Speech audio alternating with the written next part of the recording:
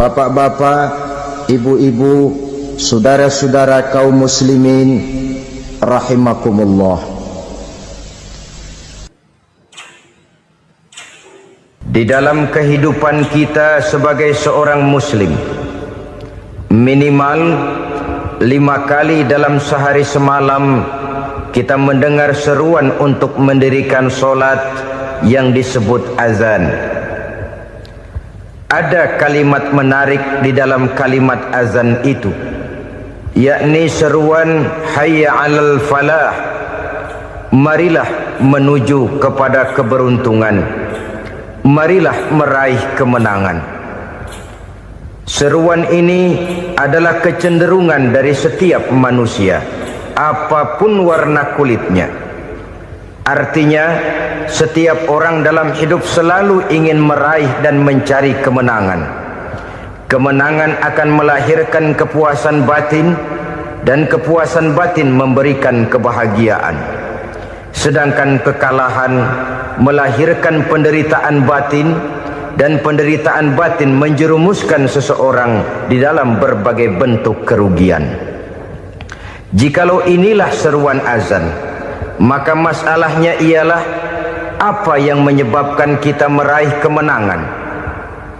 Al-Quranul Karim memberikan tuntunan dan ajaran kepada kita bahwa orang-orang yang memperoleh kemenangan itu tidak lain adalah orang-orang yang bertakwa. Hanyalah mereka yang bertakwa kepada Allah Subhanahu wa ta'ala pada akhirnya akan tampil sebagai pemenang. Lalu siapa orang yang bertakwa itu? Dijelaskan dalam awal-awal Al-Baqarah, orang yang bertakwa yang akan meraih kemenangan. Pertama, allazina yu'minuna bil ghaib, yaitu orang-orang yang beriman kepada yang gaib, percaya bahwa ada alam yang gaib, alam yang abstrak, alam yang tidak bisa dijangkau oleh salah satu daripada panca indera kita. Mereka percaya dan beriman kepada adanya malaikat, beriman kepada adanya iblis dan jin, beriman kepada adanya alam kubur, beriman kepada adanya alam mahsyar, beriman kepada adanya alam akhirat, beriman kepada adanya surga dan neraka. Beriman bukan cuma sekedar beriman dalam ucapan bibir saja, tetapi beriman yang nilai iman itu mampu mewarnai gerak dan gaya hidupnya. Iman yang meresap sampai ke tulang sumsum, kemudian memberikan dampak positif di dalam kehidupan manusia. Alam, kita tahu, adalah sesuatu yang selain Allah, dan Allah bukanlah alam. Apapun namanya selain daripada Allah, itu adalah alam. Alam pada hakikatnya terbagi menjadi dua. Ada alam syahadah, alam nyata, alam konkret, alam yang bisa dijangkau oleh salah satu indera kita. Kemudian ada alam ghaib, alam yang tidak bisa dijangkau oleh panca indera kita, alam metafisika, alam abstrak, alam yang wajib kita imani keberadaannya. Kita percaya bahwa malaikat itu ada, kita percaya kepada jin, bahwa jin itu ada, kita percaya kepada adanya iblis dan setan. Bukan percaya kepada iblis dan setannya, percaya bahwa iblis dan setan itu ada. Itu termasuk salah satu daripada sifat orang yang bertakwa kepada Allah. Saudara-saudara kaum muslimin rahimakumullah, kecenderungan pembangunan yang lebih bersifat materialistis biasanya menggeser aspek kehidupan rohani. Orang berpikir empiri, dan dalam pola pikir yang demikian maka alam gaib tidak lagi mendapat perhatian. Aspek kehidupan yang bersifat rohaniah malah mulai ditinggalkan. Akibatnya terjadilah kepincangan di dalam kehidupan kita. Pernah ada satu pengalaman pribadi dalam perjalanan kembali ke tanah air. Dalam pesawat di sebelah kanan saya duduklah seorang Jerman namanya Heiner Simonsen. Iseng saya ajak kenalan, saya ajak ngobrol, saya tanya dia. Saya bilang, Mas Heiner ini, kalau pesawat yang kita tumpangi ini jatuh ke bawah, kira-kira apa yang bakal terjadi, Mas? Dia bilang, kita semua akan mati. Begitu? Iya. Oke. Apa itu mati? Tanya saya. Dia bilang, untuk tahu apa itu mati, kita harus tahu lebih dahulu apa itu hidup. Saya pikir nih bule bisa ngomong juga. Baiklah kata saya. Apa hidup menurut Anda itu? Oh, hidup itu dia bilang, kalau seluruh anggota badan kita bekerja secara normal, paru-paru memompa darah secara normal, jantung berdetak secara normal, sel-sel tubuh bekerja secara fit, dan organisme tubuh hanya mau bekerja secara normal, dia bilang, kalau kita memberi makan yang cukup, menu yang teratur, dan gizi yang lengkap. Saya bilang, kesimpulannya apa, Ner? Dia jawab, hidup adalah dari tangan ke mulut. Life is from the hand to the mouth, kata dia. Hidup adalah dari tangan ke mulut. Jadi masalah hidup tidak lebih daripada masalah isi perut. Orang pergi pagi, pulang sore, peras keringat, banting tulang, perut yang dibelain. Saya bilang, you are wrong. Sampean salah, Ner. Kamu orang Islam bukan? Bukan. Pantas. Kenapa saya salah? Dia bilang, ya jelas salah. Salahnya di mana? Kamu ini manusia. Kalau hidup cuma dari tangan ke mulut, saya bilang, kambing di kampung saya juga begitu pikirannya, Ner. Itu kambing di kampung saya, asal perutnya kenyang, sudah hidup dia. Perkara besok bagaimana, lusa prospeknya macam mana, bulan depan ada apa, kambing nggak pernah mikir. Di kampung saya kambing juga pikirannya begitu. Kamu Kristen ya? Tadinya. Loh kok tadinya, lalu apa sekarang kamu ini? Dia bilang, sekarang saya netral. Saya tidak beragama, tapi saya percaya kepada Tuhan sebagai pencipta alam. Saya ingat benar dia bilang, I haven't any religious, but I believe to God as the creator of the world. Kenapa bisa netral begitu, Ner? Habis saya bingung katanya. Islam bilang Islam baik, Kristen bilang Kristen baik, Hindu Buddha bilang Hindu Buddha baik, semua agama baik. Saya netral sekalian, nggak beragama. Yang penting saya percaya kepada Tuhan. Saya bilang, Ner, kamu ini kayak orang mau beli celana, lalu bingung. Yang satu bilang Levi's bagus, yang satu bilang Blue Jean hebat, yang satu bilang Wool England hebat. Celana ini hebat, celana itu bagus, celana ini hebat, semua celana bagus, kamu bingung. Akhirnya netral, tidak pakai celana. Itu juga salah. Saya pikir-pikir, kemudian saya melihat bahwa dua pola berpikir Heiner ini nampaknya sudah mulai menggejala di lingkungan masyarakat bangsa kita.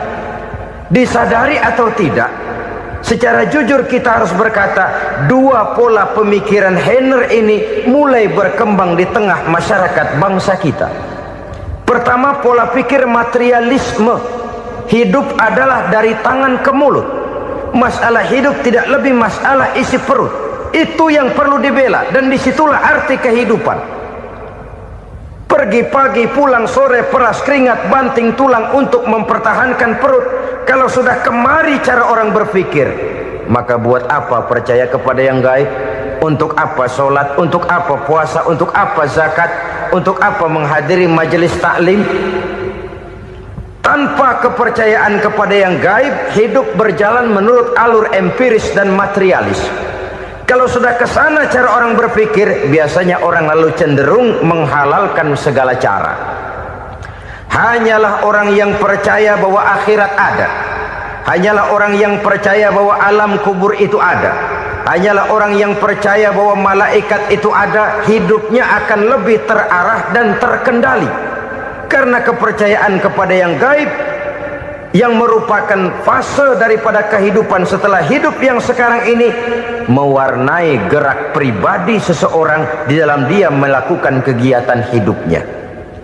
Pola berpikir materialisme, disadari atau tidak, mulai menggejala di lingkungan masyarakat bangsa kita.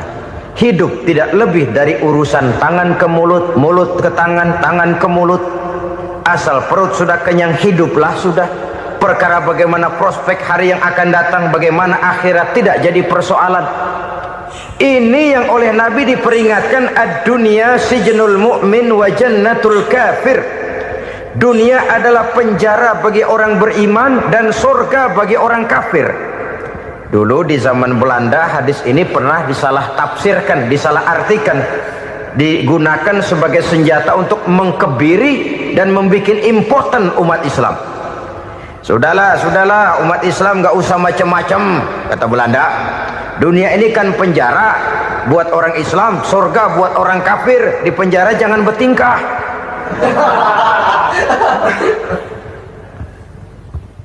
Pengertiannya tidak begitu. Dunia adalah penjara bagi orang mukmin. Artinya dalam kehidupan dunia seorang mukmin tidak bebas memperturutkan hawa nafsunya. Di penjara hawa nafsunya. Sebaliknya surga bagi orang-orang kafir. Buat orang kafir surgalah dunia ini. Mereka bebas memperturutkan hawa nafsunya.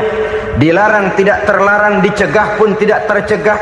Mereka hidup menurut alur bisikan nafsu mereka sendiri. Kemudian bila ajal datang, maut merenggut nyawa, selesailah surganya sampai di situ. Maka bagi orang-orang yang tidak percaya kepada adanya akhirat, kepada adanya alam gaib, surganya sebatas umurnya. Sekali lagi, surganya sebatas umurnya. Bila umur selesai, ajal pun datang merenggut nyawa, selesailah sudah surganya sampai di situ. Alangkah pendeknya perjalanan orang-orang yang tidak percaya kepada alam gaib ini. Bagi kita mukmin, jikalau kita mampu memenjarakan hawa nafsu, kita bisa bahagia di dunia ini. Dan Islam memang tidak menyuruh kita sengsara di dunia. Raih dunia, kejar dunia, gapai dunia sebagai alat untuk mencapai kebahagiaan di akhirat nanti. Hidup adalah satu perjalanan panjang yang terbentang sejak kita terlahir dari alam rahim sampai kepada alam akhirat nanti. Andai kata kita gagal meraih kebahagiaan di dunia, toh kita masih punya akhirat. Tapi jangan jadi dalil yang melemahkan semangat. Biarin dah kita di dunia kebelangsak, yang penting akhirat. Akhirnya dunia benar-benar kebelangsak. Bagaimana dunia ini bisa kita raih, dan bagaimana meraih dunia untuk menunjang kepentingan akhirat nanti. Yang kedua, dari pikiran Heiner yang saya lihat menggejala di lingkungan masyarakat bangsa kita, timbulnya manusia-manusia netral. Seolah-olah Tuhan yes, agama no. Sama Tuhan percaya, agama ogah. Tuhan ngangguk, giliran agama godeng. Padahal hampir dalam setiap ayat dalam Quran, kata-kata amanu biasanya bergandeng dengan wa amilus sholihat. Iman dan amal soleh. Ini sebagai isyarat Tuhan dan agama jangan pernah dipisah-pisah. Apabila kita bertuhan, maka kita harus beragama. Apabila kita beragama, maka agama itu harus bersumberkan dari Tuhan yang kita imani itu. Tidak mungkin kita pisah, Tuhan yes, agama no. Sama Tuhan percaya tapi agama bikin sendiri. Sembayangnya cukup bengong 2 jam madep ngulon.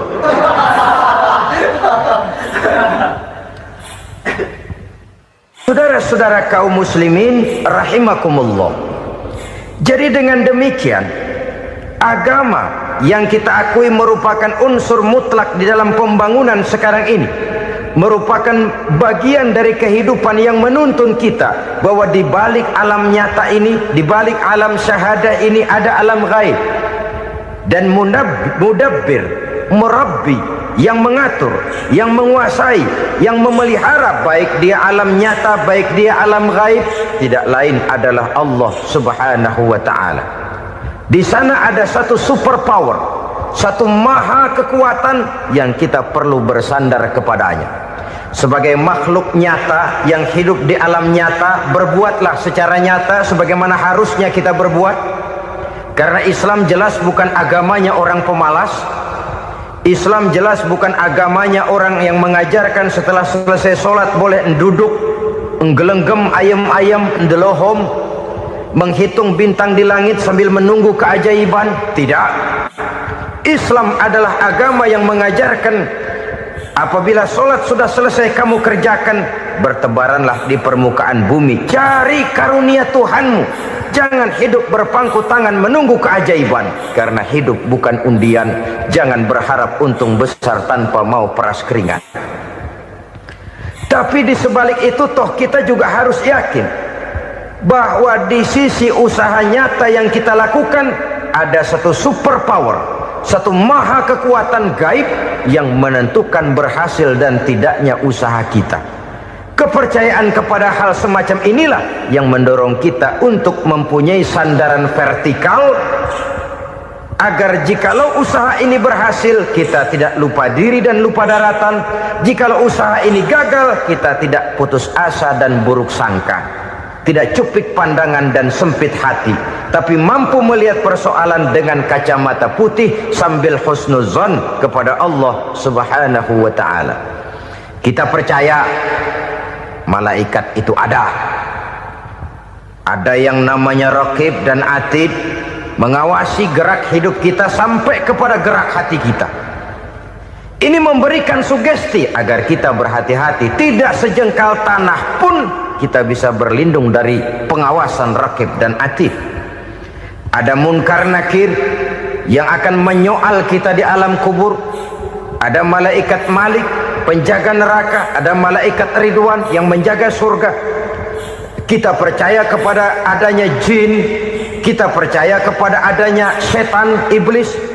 Percaya kepada adanya, bukan mempercayai si setan, si iblis lalu menjadikannya sebagai teman. Tidak. Percaya bahwa mereka itu ada dan merupakan makhluk Allah yang gaib, yang diciptakan Allah Azza wa Jalla. Kepercayaan kepada alam gaib memberikan motivasi terhadap gerak lahir manusia, sehingga dengan motivasi kepercayaan kepada yang gaib, gerak lahir jadi lebih terarah, jadi lebih terpelihara. Pernah seseorang bertanya, "Pak, apakah adanya akhirat bisa dibuktikan secara ilmiah?" Saya bilang tidak bisa, tidak bisa. Kenapa? Karena yang berangkat nggak pernah pulang kemari lagi. Kalau dia pulang kemari bisa kita tanya bagaimana enak di sono. Cuma secara moral saya katakan, lebih beruntung orang yang percaya kepada akhirat daripada yang tidak. Sekarang saudara percaya akhirat ada, lalu saudara baik-baik di dunia, sholat, puasa, zakat, menolong orang lain, menebarkan kebajikan. Saudara mati, andai kata akhirat tidak ada, toh dalam hidup saudara sudah berbuat baik, paling tidak nama saudara akan dikenang sebagai orang baik. Sebaliknya, saudara percaya, kata saya, bahwa akhirat tidak ada, lalu hidup semau-maunya, tenggelam dalam maksiat dan munkarat, menentang Allah, tidak mau ruku dan sujud, lalu saudara mati, kemudian akhirat ada, ayo mau apa? Bekal tidak punya. Jadi secara moral lebih beruntung orang yang percaya kepada adanya akhirat daripada yang tidak percaya. Dan itu alam gaib yang tidak bisa dibuktikan secara eksat. Jangankan untuk membuktikan seperti itu, dalam kehidupan sehari-hari saja yang kita rasakan tidak selalu berbentuk toh. Angin, bagaimana sih bentuknya angin? Kita tidak tahu. Merah, buktinya kalau dikerok merah. Yang merah itu kulit, yang kulit kita bukan anginnya. Sakit, rasa sakit itu ada, tapi bagaimana bentuk sakit kita nggak pernah tahu. Kalau kita makan cabai pedas, bagaimana bentuk pedas itu tidak ada, tapi rasa ada. Bentuk pedas hijau, cabenya bukan pedasnya. Tidak semua yang kita rasakan bisa kita gambarkan dalam bentuk yang konkret. Oleh karena itu, sekali lagi bahwa kepercayaan kepada alam yang gaib mampu memberikan satu sugesti yang menata kehidupan seseorang lebih lurus, lebih terarah, dan lebih terkendali. Maka wajar kalau kepercayaan kepada yang gaib mengantarkan seseorang untuk meraih kemenangan. Kenapa? Dia percaya kepada yang gaib, bahwa akhirat ada, bahwa alam kubur ada, bahwa pertanggungan jawab itu ada. Maka dia lalu tidak hidup saenae udele dewe, itu loh. Tidak hidup menurut seleranya sendiri, terarah, teratur. Ini cirinya yang pertama. Orang bertakwa yang akan meraih kemenangan, mereka beriman, mereka percaya kepada yang gaib. Bahkan hal-hal konkret saja selalu berangkat dari yang gaib. Saudara-saudara, para remaja, para pemuda sekarang ini tidak pernah tahu toh siapa yang akan jadi teman hidup saudara. Kita bisa saja ngerancang, mentargetkan, tapi toh akhirnya yang namanya jodoh bukan kekuasaan kita. Rezeki di luar kemampuan kita. Begitu juga ajal, maut, jodoh, ajal adalah contoh-contoh konkret bahwa pada akhirnya yang gaiblah yang menentukan. Bertahun-tahun ngelancong, emang jodoh seret, nggak jadi.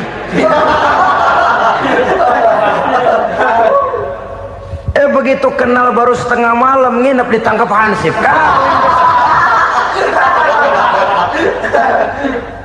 Hal-hal semacam itu kadang-kadang kita berpikir suuzon, gilet, perempuannya cakep banget, lakinya rebek amat. Memang begitulah jodohnya.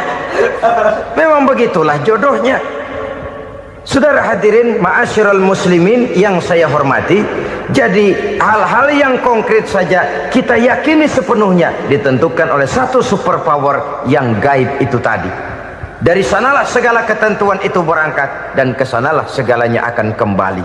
Maka kepercayaan kepada yang gaib meluruskan gerak hidup seseorang dan itu akan mengantarkan dia kepada meraih kemenangan. Satu.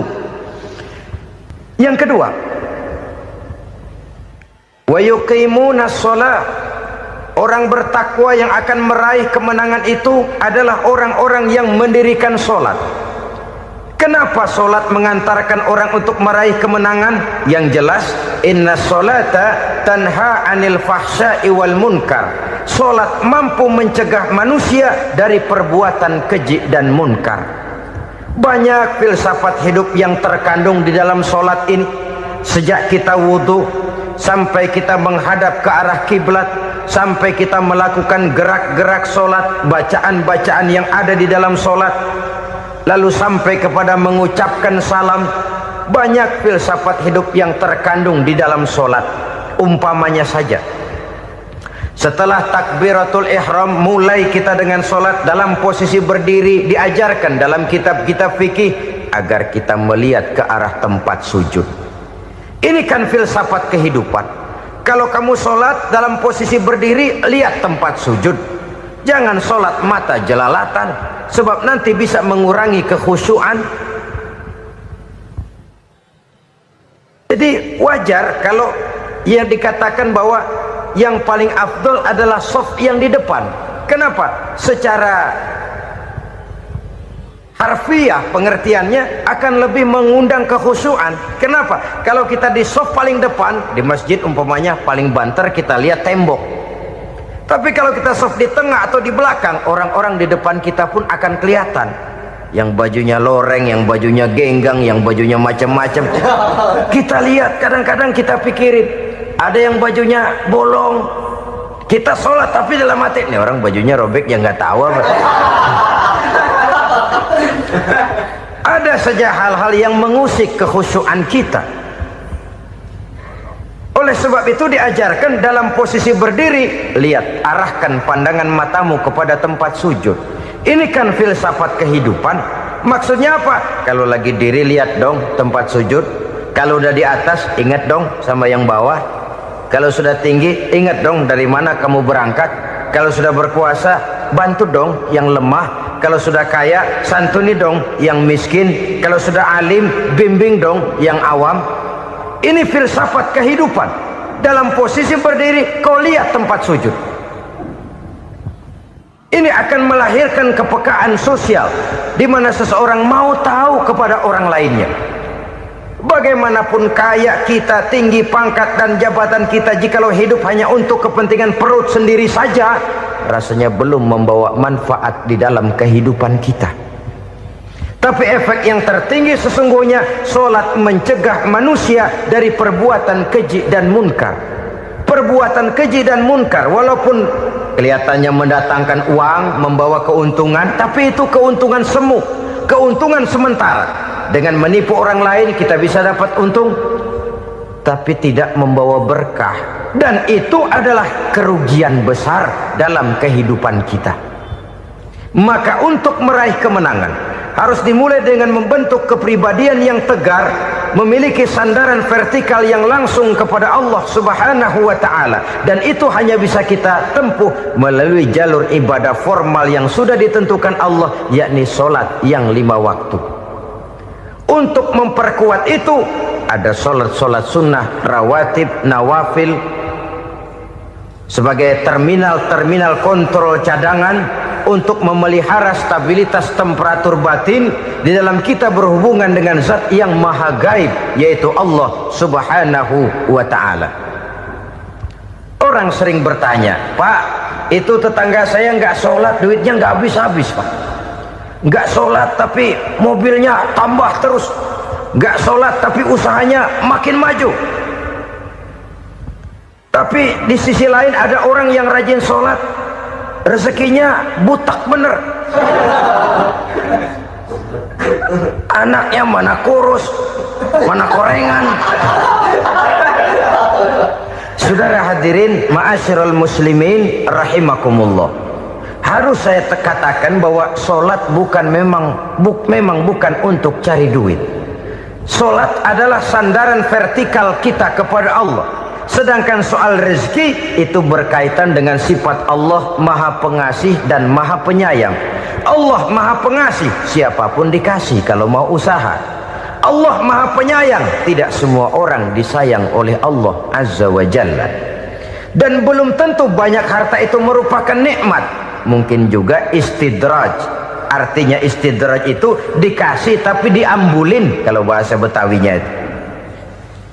Dikasih tapi diambulin, itu bukan merupakan nikmat sesungguhnya, lebih merupakan azab dari Allah Subhanahu wa ta'ala.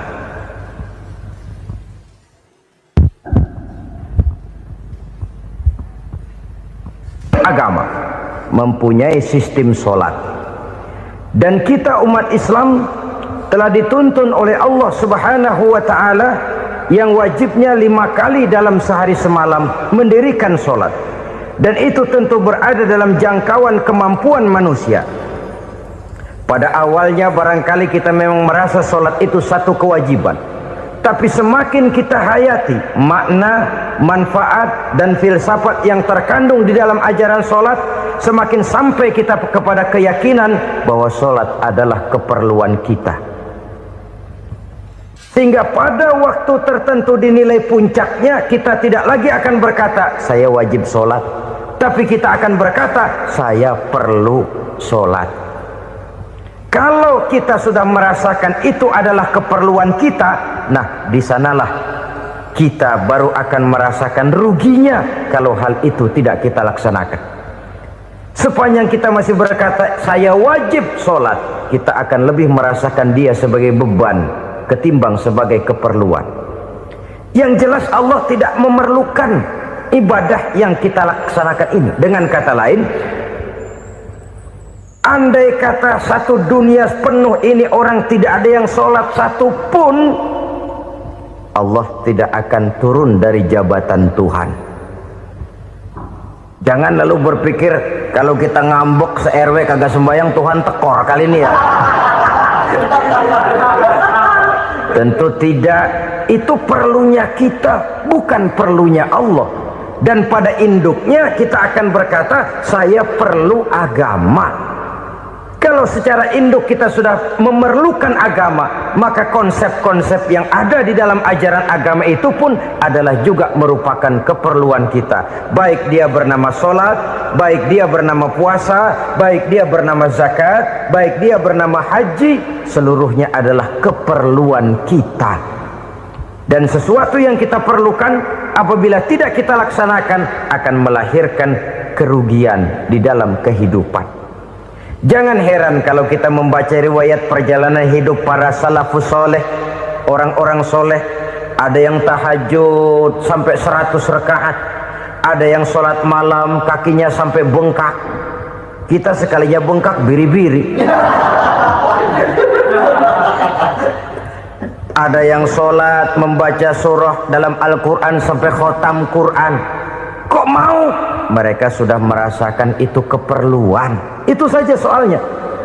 Satu saat pun jikalau kita merasa bahwa itu keperluan saya, kita pun akan melaksanakan seperti itu. Keperluan saya dalam kehidupan. Inilah yang kedua. Yang ketiga, orang bertakwa yang akan meraih kemenangan itu, wa mimma razaqnahum yunfikun. Mereka membelanjakan sebagian daripada rezeki yang diberikan Allah kepada mereka. Mereka infakkan di jalan Allah. Ada satu dialog menarik. Satu hari seorang anak muda bertemu dengan seorang kakek-kakek yang sudah dikenalnya baik. Bertanyalah anak muda ini, "Kek, umur kakek berapa tahun?" 15 tahun, kata si kakek. "Anak kakek berapa orang?" 1. "Harta kakek berapa banyak?" 15 juta. Si anak muda ini bengong, lalu protes, "Kok kakek bohongin saya?" "Kenapa?"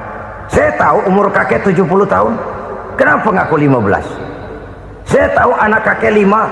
Kenapa bilang 1? Saya tahu kakek miliuner, miliaran uang kakek. Kenapa ngaku cuma 15 juta? Begini, kata si kakek tadi. Benar, umur saya 70 tahun. Tapi dari umur yang 70 tahun itu baru 15 tahun terakhir ini saya merasakan ibadah kepada Allah. Meninggalkan maksiat, jauh dari segala macam munkarat. Maka yang 15 tahun inilah yang benar-benar saya rasakan sebagai umur saya. Benar anak saya 5, tapi yang 4 susah diatur. Cuman 1 rasanya nih yang bakal jadi si buah hati belahan jantung berlanjut cerita penerus sejarah. Cuma 1 ini yang saya harapkan, yang akan jadi anak soleh, yang akan membuat saya menerima pensiunan pahala. Kalau yang 4 apek dah, nggak ada harapan. Yang 1 nyekek botol melulu. Oh begitu, iya. Lalu kenapa kakek bilang harta kakek cuma 15 juta padahal saya tahu kakek uangnya miliaran, depositonya banyak? Ya karena 15 juta itulah yang saya ingat yang pernah saya belanjakan di jalan Allah. Saya merasa itulah harta saya yang sebenarnya. Yang miliaran yang saya simpan di bank kelak kalau satu saat saya mati akan jadi rebutan di antara anak-anak saya. Iya kalau anak saya soleh kayak yang 1 ini. Kalau yang 4 tadi udah tulen dia bakal berantem dah berebut tuh. Jadi 15 juta yang saya belanjakan di jalan Allah inilah yang saya merasakan benar-benar harta saya yang sesungguhnya. Dialog ini patut menjadi bahan renungan kita bersama. Diberikan kita umur 40, 50, 60, 70, 80. Berapa tahun dari umur yang diberikan itu yang jalan mulus, yang kita gunakan untuk melaksanakan ibadah? Banyak harta kita simpan di bank, di lemari, di dompet, di tas. Tapi berapa yang sudah kita depositokan di jalan Allah yang akan menemani kita di hari kita kembali nanti? Maka orang bertakwa yang akan meraih kemenangan, wa mimma razaqnahum yunfikun. Mereka membelanjakan sebagian dari rezeki yang diberikan Allah di jalan Allah subhanahu wa ta'ala. Ma'asyiral muslimin rahimakumullah, zahirnya memang kita memberikan kepada orang lain, tapi hakikatnya kita menyimpan untuk diri kita sendiri. Kita memberikan kepada yatim piatu 25.000, zahirnya kita memberikan si yatim, hakikatnya kan kita cuma nyimpan. Saya berikan, titip kepadamu, ini untuk saya di akhirat. Kau boleh belikan baju, kau boleh belikan untukmu makan, kau boleh bayarkan sekolahmu, ini untuk saya. Hakikatnya kita nyumbang masjid 1 juta, zahirnya kita berikan kepada panitia masjid, tapi hakikatnya kan cuma titip 1 juta ya, untuk saya di alam kubur nanti. Silahkan kau boleh belikan semen, ini uang, belikan besi, belikan pasir, saya cuma sekedar titip untuk kepentingan saya. Hakikatnya kita cuma sekedar menitip. Sebagaimanapun pada hakikatnya, apapun yang kita miliki dalam kehidupan kan cuma sekedar hak guna pakai, bukan hak milik mutlak. Harta kita, rumah kita, kendaraan kita, kebun kita, pabrik kita, hak guna pakai saja. Hak milik mutlak cuma untuk Allah subhanahu wa ta'ala. Saudara-saudara kaum muslimin rahimakumullah, ini yang ketiga. Kemudian yang keempat, orang-orang bertakwa yang akan meraih kemenangan, allazina yu'minuna bima unzila ilaika, mereka yang beriman, mereka yang percaya kepada apa yang telah diturunkan kepadamu Muhammad, ay Al-Quran, yakni Al-Quranul Karim. Setelah percaya kepada yang gaib, mendirikan solat, kemudian menginfakkan sebagian dari rezeki yang diberikan Allah, mereka juga lalu percaya kepada yang diturunkan terhadap Nabi, yaitu tidak lain Al-Quranul Karim. Sekali lagi di sini, percaya bukan hanya sekedar percaya saja, tetapi percaya lalu menjadikan Al-Quran itu sebagai pedoman hidup. Sebab memang Al-Quran itu adalah GBHM, garis-garis besar haluan muslim. Apa yang harus kita lakukan, apa yang harus tidak kita lakukan, bagaimana mestinya kita bertingkah laku dan berbuat, seluruhnya tercantum di dalam Al-Quranul Karim. Itu sebabnya ketika satu hari Aisyah ditanya bagaimana akhlak Rasul, beliau menjawab, kana Rasulullah sallallahu alaihi wasallam khuluquhul Quran. Akhlak daripada Rasulullah tidak lain adalah Al-Quran. Jawaban simpel ini memberikan gambaran bahwa keseluruhan daripada konsepsi Quran sudah diterjemahkan dalam kehidupan Rasulullah sallallahu alaihi wasallam. Karena kita tahu akhlak adalah keseluruhan dari gerak hidup manusia, sejak ia berpribadi, berumah tangga, bertetangga, bermasyarakat, sampai kepada berbangsa dan bernegara. Al-Quran tetap memberikan sentuhan nilainya. Oleh karenanya, orang-orang yang bertakwa adalah orang-orang yang menjadikan Al-Quran sebagai pedoman dalam kehidupannya.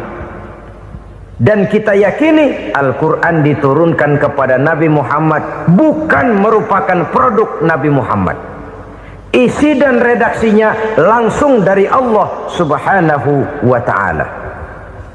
Kemudian cirinya yang kelima, orang bertakwa yang akan meraih kemenangan itu, wa ma unzila min qablika, tidak hanya sekedar percaya kepada yang diturunkan terhadap Nabi Muhammad yaitu Al-Quran, mereka juga percaya kepada apa yang pernah diturunkan kepada para nabi, kepada para rasul sebelum Nabi Muhammad.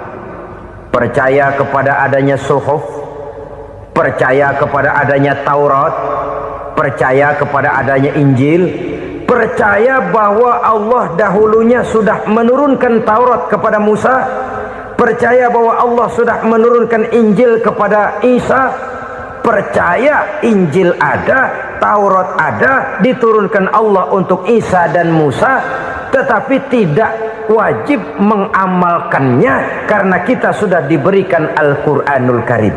Ini yang perlu saya garis bawahi. Kita percaya Allah telah menurunkan Injil dahulu kepada Isa. Kita percaya bahwa Allah telah menurunkan Taurat dahulunya kepada Nabi Musa. Kadang-kadang ini dijadikan dalih, dikacaukan pengertiannya. Quran saja mengajarkan bahwa orang yang bertakwa harus percaya kepada Injil, maka pakailah Injil. Apalagi kalau ayat sebelumnya ditilap, dihapus, dihilangkan, Injilnya yang ditekankan, maka akan terjadilah penekanan yang salah arah. Karena salah arah akhirnya bisa merusak dan menghancurkan akidah. Ketika Rasul suatu saat pernah ditanya orang, "Ya Rasul, bagaimana sikap kita sebagai muslim terhadap Injil yang ada sekarang?" Beliau menjawab, "La tukadzibuhu jami'an wa la tusaddiquhu jami'an."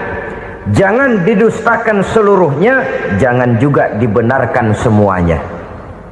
Artinya, ini sudah merupakan gambaran dari Rasul bahwa dalam Injil yang ada sekarang masih ada ajaran-ajaran tauhid yang dibawa oleh Nabi Isa dan diajarkan kepada umatnya. Tapi juga dalam Injil yang sekarang ini sudah terkena intervensi dan investasi manusiawi. Karena itu Rasul menyimpulkan, la tukadzibuhu jami'an wa la tusaddiquhu jami'an. Jangan didustakan semua, jangan dibenarkan seluruhnya. Kita memang percaya Allah telah menurunkan Injil kepada Nabi Isa dulu, tapi kita tidak wajib mengamalkan Injil. Kita percaya Allah telah menurunkan Taurat kepada Nabi Musa, tapi kita tidak wajib mengamalkan kitab ajaran Taurat. Yang wajib kita percayai dan kita amalkan hanyalah Al-Quranul Karim. Kenapa? Oleh karena baik yang ada di dalam Taurat, baik yang ada di dalam Injil, tentu tercakup di dalam Al-Quran sebagai kitab terakhir yang diturunkan oleh Allah Subhanahu wa Ta'ala. Dan itu wajar. Kalau seorang pejabat mau mengeluarkan satu keputusan baru, tentu dia harus meninjau keputusan-keputusan lama. Andai kata dianggap tidak berlaku, dianggap tidak relevan lagi, maka keputusan-keputusan lama itu tentu sudah dianggap tidak berlaku. Sebagian daripada aturan-aturan dalam keputusan lama yang masih dianggap relevan tercantum dalam keputusan baru yang wajib diamalkan. Begitulah hubungannya antara Al-Quran, Taurat, Zabur, dan Injil. 4 kitab samawi yang diturunkan Allah masing-masing kepada Zabur untuk Nabi Daud, Taurat untuk Nabi Musa, dan Injil untuk Nabi Isa alaihi wassalatu wassalam. Ketiga-tiga kitab itu kita percayai adanya. Kita yakini Allah telah menurunkan Zabur, Taurat, dan Injil, tapi kita tidak wajib mengamalkannya. Yang wajib kita mengamalkannya sekarang ini tidak lain hanyalah Al-Quranul Karim saja, karena ia mencakup apa yang ada di dalam Zabur, apa yang ada di dalam Taurat, dan apa yang ada di dalam Injil. Keotentikannya bisa dipertanggungjawabkan. Ya, tapi kan Nabi Muhammad sudah mati 14 abad yang lalu, dan di zaman beliau Al-Quran kan belum dikodifikasikan, belum ditulis. Bagaimana keotentikannya bisa dipertanggungjawabkan? Mudah saja. Allah berjanji, "Inna nahnu nazzalna dzikra wa inna lahu lahafizun." Kami yang menurunkan Al-Quran dan kami yang akan menjaga dan memeliharanya. Allah turunkan Quran, Allah menjaganya. Bagaimana cara Allah menjaga Al-Quran itu? Banyaknya orang-orang yang hafaz Al-Quran. Hafaz Al-Quran 30 juz, 114 surah, 6.666 ayat. Sehingga jangankan satu kata, jangankan satu ayat, satu kalimat saja berubah sudah akan timbul reaksi dan mudah dimengerti. Kenapa? Banyak orang-orang yang hafaz Al-Quran. Sedangkan pada setiap akhir tahun biasanya malaikat Jibril selalu mengadakan checking terhadap ayat-ayat yang diturunkan pada waktu itu. Di zaman Nabi sendiri sudah ada usaha kodifikasi. Dan yang lebih luar biasa lagi, sampai hari ini tidak seorang pun mampu membuat satu ayat saja semacam Al-Quran. Ke bahasa manapun dia diterjemahkan, naskah aslinya tetap ikut, rujukan dasarnya tetap ada. Berdasarkan itu, maka tidak mungkin terjadi penyelewengan terhadap atau pemalsuan terhadap ayat-ayat Al-Quranul Karim. Kesuciannya, keotentikannya, kemurniannya bisa dipertanggungjawabkan. Ma'asyiral muslimin rahimakumullah.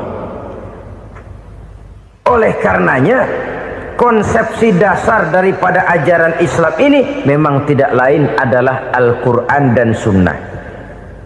Isi daripada agama Islam yang merupakan iman, Islam dan ihsan, konsepsi dasarnya tidak lain adalah Al-Quran dan Sunnah Rasulullah Sallallahu Alaihi Wasallam.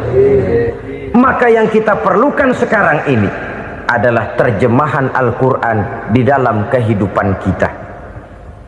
Dengan demikian, maka gaya kehidupan yang lebih Qurani itulah yang kita dambakan. Kita perlu memang terjemahan Quran dalam bahasa Inggris, dalam bahasa Belanda, dalam bahasa Jepang, tapi yang lebih kita perlukan adalah terjemahan Quran di dalam kehidupan kita. Konsekuen, tidak memanipulasi, ringan sama kita jinjing, berat sama kita pikul. Jangan kalau lempengan ayat Quran tuh kira-kira enak diamalin, keras teriakan kita. Giliran kira-kira ayat Quran itu mukul kepala kita sendiri, diam kita. Itu ciri yang pernah disindir Allah dalam awal-awal Baqarah juga itu. Ciri beragamanya orang yang munafik. Kullama adha'a lahum masyaw fih, kata Allah. Wa iza azlama alaihim qamu. Apabila terang mereka jalan, apabila gelap mereka berhenti. Artinya, kalau kira-kira di Islam nguntungin, rame-rame pada teriak Islam. Tapi ketika diminta untuk berjuang, ketika dituntut untuk berkorban, rame-rame mengundurkan diri. Nasib agama tidak ubahnya seperti daun pisang yang dikait orang di tepi jalan lantaran tak berpayung di ketika hari hujan. Manakala hujan usailah sudah, daun itu pun dicampakkan di tepi jalan, diinjak pula orang nan lalu. Artinya, orang menjadikan agama cuma sebagai lipstick, decoration only, tidak konsekuen. Hanya pada saat-saat kelihatannya Islam membawa keuntungan, rame-rame orang teriak-teriak tentang Islam. Tapi jikalau diminta berjuang, jikalau dituntut untuk berkorban, biasanya rame-rame juga mengundurkan diri. Jangan heran kalau mayoritas hitungan kita, tapi minoritas peranan kita. Kuantitas kita dalam jumlah, tapi dalam kualitas kita lebih sering jadi penonton daripada jadi pemain. Padahal itu sangat tidak boleh terjadi. Umat Islam di Indonesia harus bangkit. Umat Islam di Indonesia harus sadar akan keberadaannya. Tidak boleh hanya jadi penonton berpangku tangan, karena memang agama kita juga mengajarkan untuk konsekuen di dalam menjabarkan ajaran-ajaran daripada agama kita. Kita sering menjadi jatuh menjadi umat yang lemah oleh karena kita ini tidak pandai menggalang kebersamaan yang diakibatkan tidak konsekuennya kita. Diistilahkan bahwa umat Islam di dalam menggalang kebersamaannya itu harus seperti orang main sepak bola. Saudara-saudara kan tahu orang main sepak bola itu. Orang main sepak bola, kalau pertandingan belum dimulai sih silakan saja kumpul di luar lapangan, atur strategi yang baik. Tapi kalau pertandingan sudah dimulai, turun ke lapangan hijau, jangan kumpul terus. Ada sepak bola gotong royong, mundur-mundur rame-rame, depan ke depan kumpul melulu mainnya. Kalah. Orang main sepak bola itu ya harus ada penyerang tengah, harus ada penjaga gawang, harus ada strikernya, harus ada kiri luarnya, kanan dalamnya yang jadi backnya. Posisi boleh bermacam-macam, tapi yang penting saling ngoper untuk menggolkan gawang lawan. Begitulah umat Islam ini. Boleh ada yang jadi pejabat, boleh ada yang jadi pengusaha, boleh ada yang jadi petani, silakan ada yang jadi seniman, ada yang jadi penyair, ada yang jadi artis sekalipun. Tapi kalau sudah berhasil menguasai bola, jangan lupa operannya. Operan itu yang langka. Kita ini muslim kadang-kadang kalau sudah memegang menguasai bola, kalau belum mau mampus, belum mau ngoper. Nanti kalau sudah nggak punya bola, baru mau ngoper. Kalau sudah dengar-dengar mau dekat pensiun, baru mau jihad, baru mau berjuang, baru mau ngurus pesantren. Tanda tangan sudah tidak laku, memo sudah tidak dihargai, baru mau berjuang. Kemarin kemana, Mas? Kita tidak pandai memanfaatkan posisi. Dengan kata lain, kalau kembali kepada persoalan kita, konsekuensi kita terhadap agama yang kita anut ini belum ideal. Kita masih lebih sering berislam ini pada saat-saat yang menurut perhitungan kita membawa keuntungan. Tapi kalau diminta berjuang, dituntut berkorban, yang itu pun hakikatnya adalah untuk kepentingan kita juga. Allah tidak pernah menuntut kita untuk jihad bagi kepentingan Allah, itu tidak. Berjuang menegakkan agama Allah, apakah untuk kepentingan Allah? Tidak. Untuk kepentingan kita. Sebab nilai-nilai jihad itu pada akhirnya akan membawa kita kepada satu kebahagiaan. Setidaknya kalau tidak di dunia, tentu di akhirat sebagai syahid. Oleh karena itu, pada bagian akhir ini saya ingin mengajak, marilah kita konsekuen. Sekali kita berkitabkan Al-Quranul Karim, mari dia kita jadikan pedoman. Jangan cuma kita jadikan sebagai penghias dinding, pelengkap rumah, bahwa di rumah kita ada Al-Quran, tapi yang baca kecoa. Habis pada bolong tuh Quran. Yang penting kan punya Quran. Ditaruh di pintu rumah. Biar apa? Biar kuntilanak kagak masuk katanya. Ya apa itu nasib Quran, cuma kerjanya jaga pintu, ngusir kuntilanak, ngusir memedi. Bagaimana kita hidup menurut tuntunan Al-Quran? Kadang-kadang tidak pernah menjadi masalah bagi kita. Maka bagaimanakah Al-Quran akan mungkin membawa keberkahan dalam hidup kalau ajarannya kita injak-injak dalam keseharian kita?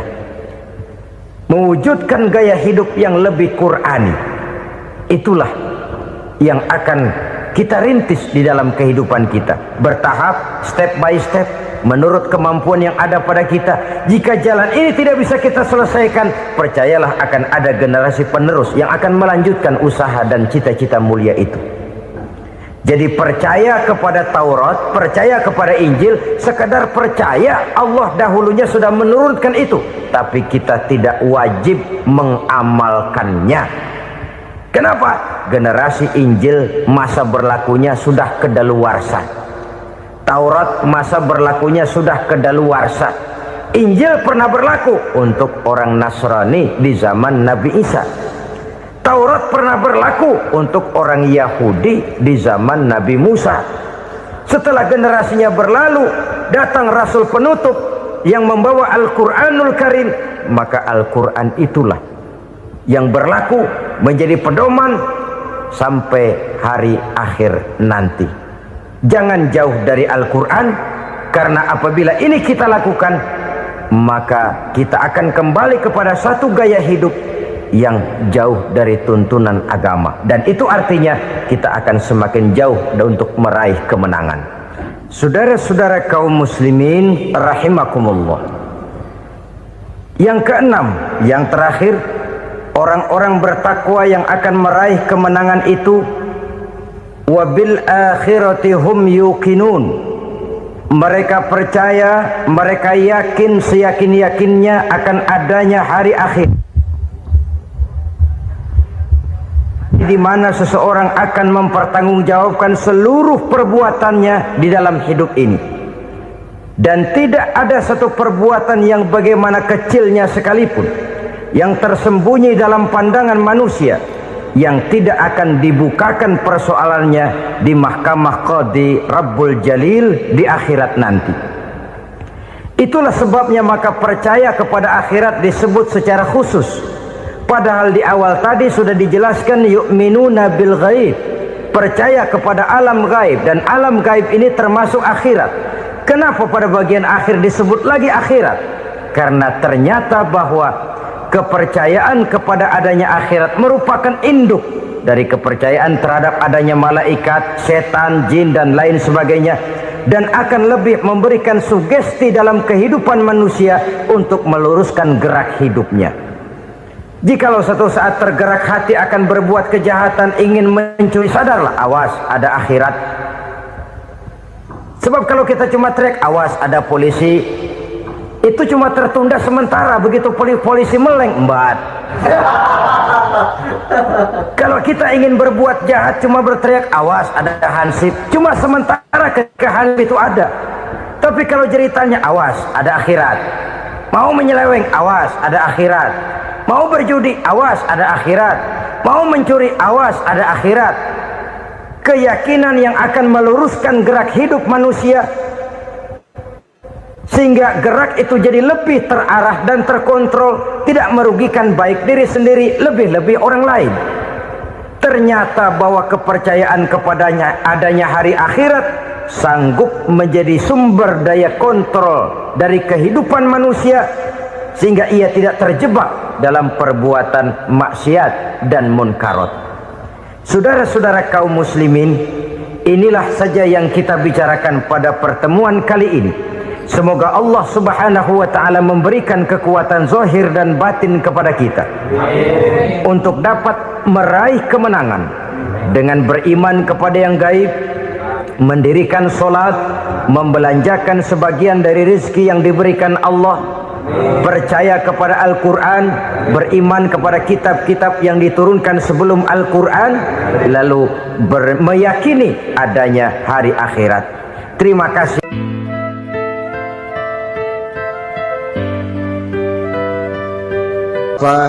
Ibu-ibu, saudara-saudara kaum muslimin rahimakumullah,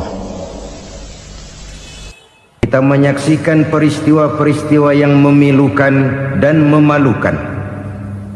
PHK terjadi di mana-mana, pengangguran meningkat, harga-harga membumbung tinggi, daya beli rakyat semakin lemah. Sementara di bidang politik, kejadian-kejadian memberikan indikasi bahwa persatuan dan kesatuan kita sebagai bangsa dewasa ini tengah berada dalam ujian yang berat. Pada jumpa kita kali ini, tanpa bermaksud untuk mencari kambing hitam dari bencana yang kita hadapi, saya ingin menyampaikan sebuah hadis yang diriwayatkan oleh Imam At-Tabarani dari Ibnu Abbas, bahwa Rasulullah sallallahu alaihi wasallam bersabda, khamsun bi khamsin, ada 5 perkara yang dapat menimbulkan 5 macam bencana. Mari kita renungi hadis ini satu demi satu sebagai bahan introspeksi buat kita semua dalam menghadapi bencana yang tengah berlaku sekarang ini.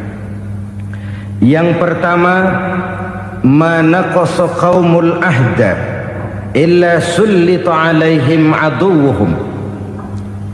Apabila suatu kaum sudah mengingkari janjinya, maka mereka pun akan dikuasai oleh musuh-musuh mereka. Sederhana saja nampak kalimat dalam hadis ini. Apabila orang sudah mengingkari janji, mereka akan dikuasai oleh musuh-musuh mereka sendiri. Dan musuh kita yang paling utama saat ini adalah kemiskinan dan kebodohan. Kenapa itu terjadi? Karena kita mengingkari janji kita sendiri. Di saat awal-awal berdirinya Orde Baru, kita pernah berjanji untuk melaksanakan Pancasila dan Undang-Undang Dasar 45 secara murni dan konsekuen. Kita berjanji bahwa kita akan menegakkan pemerintah yang bersih dan berwibawa. Itu semua pada permulaannya. Waktu demi waktu berjalan, kita lupa dengan janji yang kita ucapkan itu. Ketuhanan yang Maha Esa kita ucapkan, tapi kesetanan yang luar biasa yang kita lakukan. Kemanusiaan yang adil dan beradab yang kita dengungkan, tetapi kemanusiaan zalim dan biadab yang kita praktekkan. Sederhana saja saudara, hampir setiap pejabat pada posisi-posisi kunci, di awal-awal ia memangku jabatan itu, biasanya ia mengucapkan sumpah dengan lafaz demi Allah, bahwa dalam melaksanakan jabatan ini saya tidak akan menerima hadiah atau pemberian dalam bentuk apapun. Itu pada permulaannya. Lama-lama rupanya hadiah itu asik juga, mulai diterima. Lama-lama dirasa kurang, mulai menagih. Dan akhirnya terjadilah praktek yang disebut suap menyuap, semir menyemir, dan lain sebagainya. Kalau ini sudah menjadi kenyataan, bagaimana kita mau menegakkan pemerintah yang bersih dan berwibawa? Undang-Undang Dasar 45 menyatakan bahwa bumi, air, dan seluruh kekayaan negara dikelola oleh negara bagi sebesar-besar kemakmuran rakyat. Yang terjadi adalah bahwa kita merasa mewakili rakyat untuk menikmati harta dan kekayaan negara, sehingga rakyat banyak tidak bisa ikut menikmatinya. Menumpuklah harta itu sehingga terjadilah pepatah, gunung ditimbun, sumur digali. Yang kaya semakin kaya, yang miskin semakin terpuruk. Kita ingkar dengan janji yang kita ucapkan di awal-awal kita bergerak. Kita ingkar dengan janji pada saat kita mengatakannya dengan menyebut nama Allah, dengan mempertaruhkan nama Tuhan. Sehingga pada akhirnya jabatan pun mengalami tender. Sudah menjadi rahasia umum, orang mau jadi lurah mesti mengeluarkan uang, mau jadi camat mesti mengeluarkan uang, mau jadi wali kota, bupati, bahkan gubernur, itu ada pasarannya. Secara logika, kalau orang memperoleh satu jabatan karena banyak mengeluarkan uang, tentu pada saat ia mengeluarkan uang, ia sudah punya pemikiran, modal pasti pulang, modal pasti kembali. Kalau orang memperoleh suatu jabatan karena banyak mengeluarkan uang, maka langkah pertama yang dia lakukan setelah memangku jabatan itu ialah bagaimana uang bisa kembali, bagaimana modal bisa pulang. Kalau modal sudah pulang, pikiran berikutnya bagaimana supaya dapat untung. Lalu kapan mau bekerja untuk kepentingan rakyat? Itu nomor 18. Kemudian kalau ada proyek-proyek besar, pertanyaannya ialah bukan apakah proyek ini bermanfaat bagi rakyat, apakah proyek ini layak untuk diteruskan, tetapi yang jadi pertanyaan paling utama ialah bagian saya berapa duit dari proyek ini. Kita bisa lihat proyek, mega proyek lahan 1 juta hektar di Kalimantan Tengah, triliunan rupiah, dan proyek itu gagal. SD Impres bulan ini diresmikan, bulan depan retak. Jembatan-jembatan bulan ini gunting pita, bulan depan runtuh. Kita ingkar dengan janji. Kita berkata kita bekerja untuk kepentingan rakyat, tapi kita tidak pernah mengenal rakyat itu. Apabila suatu kaum sudah mulai mengingkari janji, maka mereka akan dikuasai oleh musuh-musuh mereka. Akibatnya tersusunlah barisan-barisan sakit hati yang makin lama makin menjadi bola salju, menggelinding membesar, dan kemudian terjadilah hal-hal yang tidak kita inginkan lagi. Apabila suatu kaum sudah mengingkari janji, maka mereka akan dikuasai oleh musuh-musuh mereka. Ini penyebab bencana yang pertama. Kita tidak konsekuen. Tadinya kita dengan lantang teriak-teriak berantas korupsi, ganyang korupsi. Pada waktu kita belum mendapat kesempatan. Setelah kita naik punya kesempatan, rupanya korupsi enak juga dirasa. Terjadi pergeseran nilai, orang luntur, kehilangan idealisme awal. Lalu untuk menghibur-hibur diri, menutup-nutup kesalahan, kita gunakanlah pepatah bahwa tidak ada gading yang tak retak, bahwa kita harus mikul dhuwur mendem jero. Itu semua cuma sebagai dalih agar kesalahan kita tidak dibicarakan orang lain. Padahal kita sendiri yang mengingkari janji. Kita yang keluar dari komitmen awal kita. Kita berjanji melaksanakan Pancasila dan Undang-Undang Dasar 45 dengan murni dan konsekuen. Kita berjanji untuk menegakkan pemerintah yang bersih dan berwibawa. Namun dalam kenyataannya itu tidak kita laksanakan dengan sebagaimana mestinya. Kita bergeser, kita mengalami proses degradasi, peluncuran nilai, dan akhirnya terbentuklah barisan-barisan sakit hati yang semakin lama semakin membesar itu. Kita harus introspeksi. Memang kalau zaman sedang susah, biasanya kambing hitam laris, tukang kompor gentayangan. Itu dari dulu selalu mencari kambing hitam. Karena itu kita tidak bicara orang, kita tidak bicara siapa yang salah, kita bicara sistem, dan sistem itu bisa mengena siapa saja. Kalau orang sudah mulai mengingkari janji, bergeser dari komitmen awal, itu sudah mulai ia mengalami proses peluncuran, proses degradasi. Ini penyebab yang pertama. Kita tidak lagi konsekuen bahwa bumi, air, sumber daya alam adalah milik negara, dikuasai oleh negara, digunakan bagi sebesar-besar kemakmuran rakyat. Ternyata rakyat yang makmur itu tidak merupakan gambaran yang menyeluruh dari rakyat kita. Undang-undang dasar kita menganut ekonomi kekeluargaan, tapi yang kita praktekkan adalah ekonomi keluarga. Kalau bukan keluarga nggak dapat proyek. Kalau bukan keluarga nggak dapat macam-macam. Kekeluargaan kita rubah menjadi keluarga, timbullah penyakit nepotisme. Kita bergeser, kita ingkari janji, dan kita anggap kita atasnamakan rakyat. Rakyat cuma sekedar jadi address, rakyat cuma sekedar jadi alamat, tetapi kehidupan mereka tidak banyak berubah dan tidak banyak terangkat. Kaum muslimin rahimakumullah, ini penyakit yang pertama, penyebab bencana yang pertama. Yang kedua, kata Nabi, wa ma hakamu bighairi ma anzalallah. Apabila hukum yang diterapkan sudah tidak lagi bersumber dari hukum Allah, illa fasha fihimul faqru, maka akan bertebaranlah kemiskinan di mana-mana. Ini artinya apa? Apabila hukum tinggal sebuah stempel, apabila hukum sudah diatur menurut kepentingan, apabila hukum sudah tidak lagi ditegakkan secara adil, maka kemiskinan merambah di mana-mana. Hukum diatur menurut selera orang yang sedang berkuasa, maka yang benar bisa jadi salah, yang salah bisa jadi benar. Hukum dalam kenyataan hidup berlaku seperti pisau. Pisau itu kan saudara lihat, yang namanya pisau dimanapun itu tajamnya ke bawah, ke atas tumpul.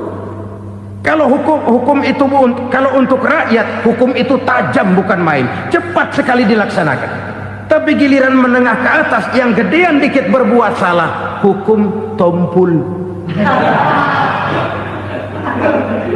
Hukum pura-pura tidak dengar. Akibatnya terluka rasa keadilan rakyat. Satu kasus rakyat diam, dua kasus rakyat diam, tiga kasus rakyat diam, kasus terakumulasi di hati rakyat. Luka rasa keadilan, dan itu menjadi sumber bencana. Penjarahan, kita tidak setuju itu, tapi kita harus melihat kausalnya. Itu kan tidak berdiri sendiri. Itu kan karena terlukanya rasa keadilan rakyat, melihat kesempatan ini tidak merata. Kalau rakyat ini yang ngajukan kredit ke bank, walaupun jumlahnya cuma jutaan, ratusan ribu, susahnya 17 setan. Tapi ada orang-orang tertentu yang agunannya palsu, jaminannya palsu, bawa kata belece, bukan cuma miliaran, triliunan kredit bisa keluar. Terluka rasa keadilan, hilangnya kesempatan. Rakyat cuma dapat kesempitan, jarang dapat kesempatan. Dari lukanya rasa keadilan ini. Memang ya entah lipstick, entah basa-basi, dibentuklah tim ini, dibentuklah badan pengawas ini, dibentuklah tim ini. Kalau membentur tahu, hancur tahu. Tapi kalau tim yang dibentuk membentur karang, bukan karangnya yang hancur biasanya, timnya yang bubar. Kenapa? Yang dibentur batu karang yang sangat keras. Kita main-main dengan hukum. Kita tidak konsekuen dengan hukum. Luka rasa keadilan dan itu terakumulasi. Edi Tamsil, rakyat tahu, terakumulasi. Menguap begitu saja. Kasus-kasus lain rakyat tahu, menguap begitu saja. Ketidakadilan terakumulasi, mengendap di hati rakyat, menunggu ledakan. Pada saat sumbu meledak, rakyat tidak bisa dibendung lagi.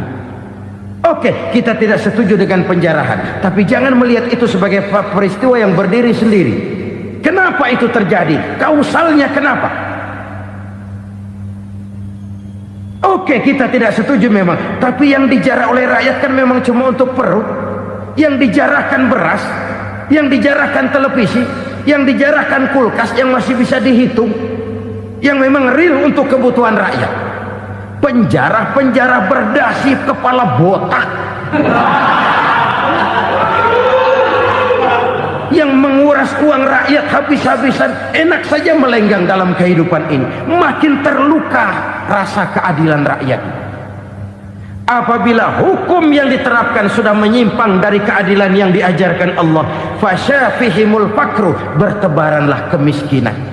Aneh, memalukan, memilukan. Sebuah negara agraris yang katanya pulaunya hijau royo-royo, gemari palau jenawi toto tentem kertora harjo, yang tahun 93 pernah mendapat penghargaan dari FAO, Badan Pangan Sedunia, sebagai negara yang berhasil dalam swasembada pangan. Sekarang ini kita terpaksa betul beli beras dari Vietnam, beli beras ke Kamboja, beli kedelai dari Kamboja. Kenapa? Lahan sawah kita habis ditanami pabrik. Teknologi kita, teknologi loncatan yang non-applied, tidak terpakai oleh kita. Lantas lahan yang tidak bisa kita tanami, kita paksakan lahan-lahan gambut menjadi tanah pertanian yang subur dengan biaya triliunan, dan kita gagal. Kita cari jarum dan kapak hilang. Kita mau jadi negara industri dengan loncatan teknologi yang maju, kita lupakan pola pijak kita sebagai negara agraris, dan akhirnya kita kecolongan. Lihatlah dewasa ini. Rakyat kita antri sembako di mana-mana. Di sebuah negara agraris. Ketidakadilan melahirkan kemiskinan. Kemiskinan moral dan kemiskinan material. Kemiskinan moral, rakyat nggak percaya lagi sama pejabat. Rakyat mengalami krisis figur. Orang, alah lu ngomong dah main ember.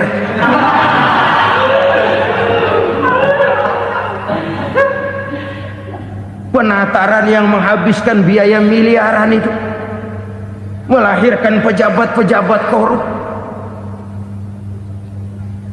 Pengawasan yang menghabiskan biaya miliaran itu ternyata impoten, mandul. Kemiskinan moral. Jujur saya berkata, saudara-saudara, setelah pintu reformasi dibuka, itu yang masuk memang macam-macam. Ada yang memang punya tujuan murni, konsekuen dan punya konsep. Ada yang nunggu di tikungan, begitu mobil lewat nyamber pintu, berangkat ikut reformasi. Ada yang memanfaatkan momentum, mumpung untuk nyampein unek-unek, ngerti nggak, pokoknya ngomong. Sehingga keadaan semakin rancu, kebingungan semakin menjadi-jadi, masalah yang paling urgen tidak terselesaikan. Sekarang ini orang berpikir mendingan jadi pala ular daripada jadi buntut macan. Buntut macan memang hebat macan, tapi kalau buntutnya cuma ugel-ugel di belakang buat apa? Mendingan jadi pala ular kecil juga nyaplok. Artinya ya biar kecil juga kalau punya partai kan gagah. Lalu rame-rame bikin partai kayak bikin arisan. Orang makin mengalami dislokasi. Semua mau jadi pahlawan, semua mau nomor satu, semua ngomong. Iya kalau bidangnya, kalau bukan makin rancu.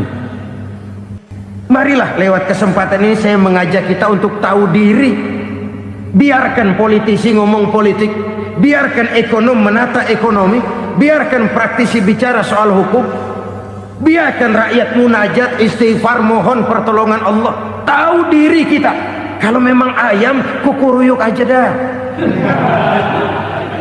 Kalau memang kucing, ayo ngeong. Kalau kambing, silahkan ngembe. Udah tahu ayam, ngeong bunyinya. Suaranya palas, orang nggak ngerti, bingung makin menjadi-jadi. Ibarat kesebelasan sepak bola bangsa kita sekarang ini, rame-rame mau bikin gol, kiper ikut nyerang sekarang. Memilukan dan bahkan memalukan. Wa ma hakamu bighairi ma anzalallah illa fasyafihimul fakru. Kalau hukum yang diterapkan sudah menyimpang dari keadilan yang diajarkan Allah, bertebaranlah kemiskinan di mana-mana.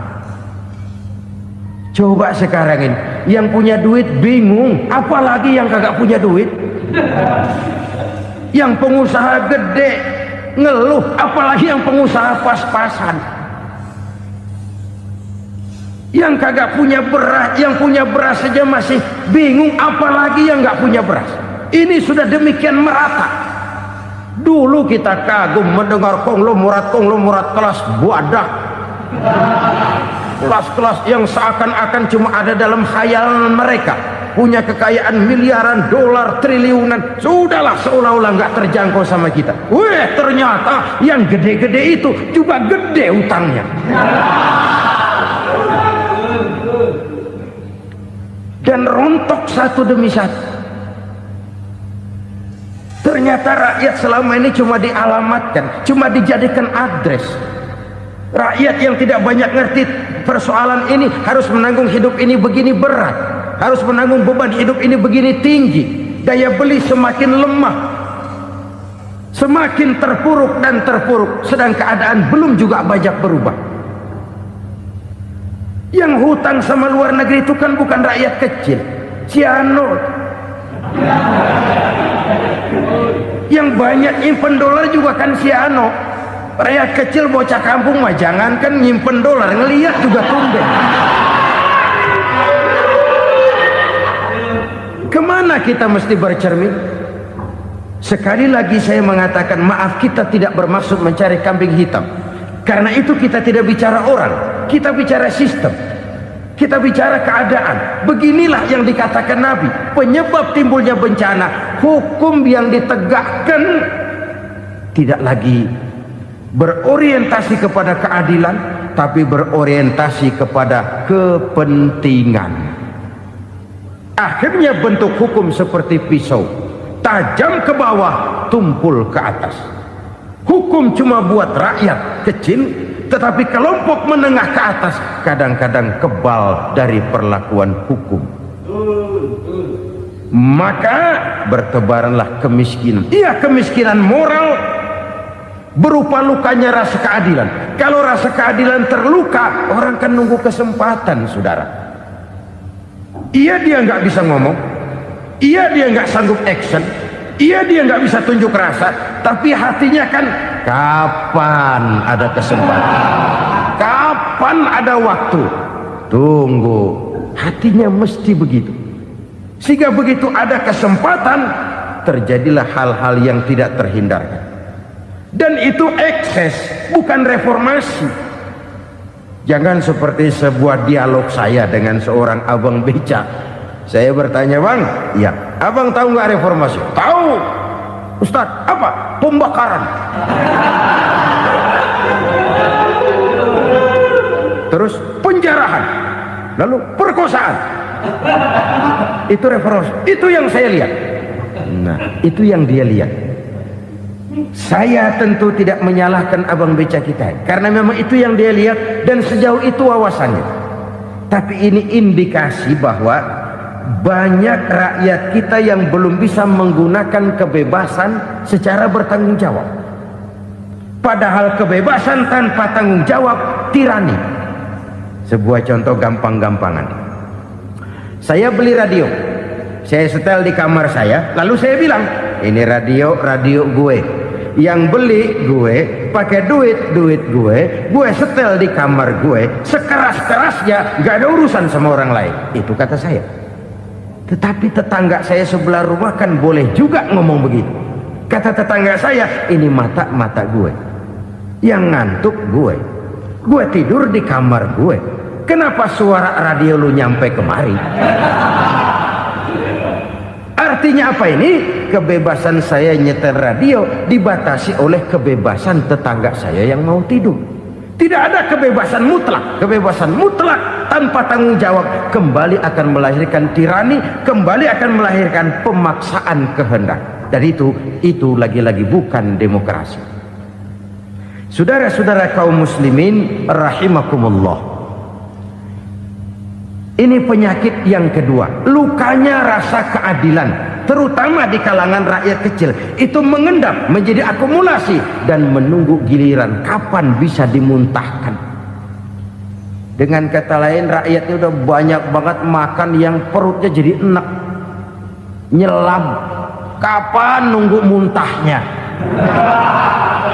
Udah begini banyak akumulasi yang mereka pendam di perut ini, sehingga ketika terjadi kesempatan itu sudah tidak terkendalikan lagi.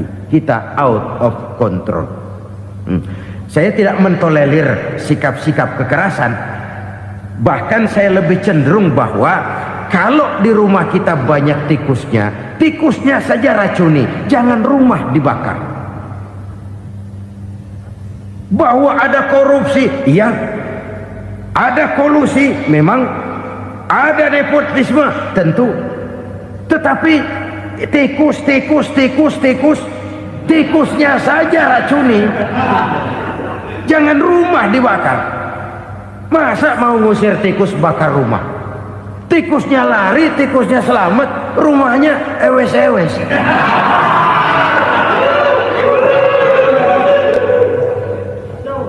Tikus selamat, rumah nggak punya.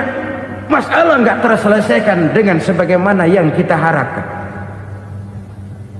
Kita sepakat ini negara hukum, dan di hadapan hukum semua manusia itu sama. Itu prinsip yang diajarkan Allah. Al-musawat bainan nas fi takalifil ahkam. Semua manusia sama dalam berhadapan dengan hukum Allah Subhanahu wa ta'ala. Kalau hukum sudah pandang bulu, itu jelas yang enak yang banyak bulunya.